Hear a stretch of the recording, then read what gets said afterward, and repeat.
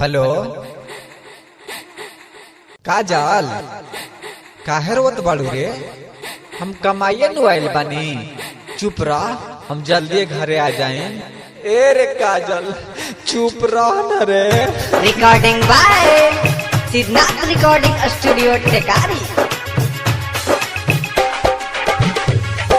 DJ Manish Raxaul.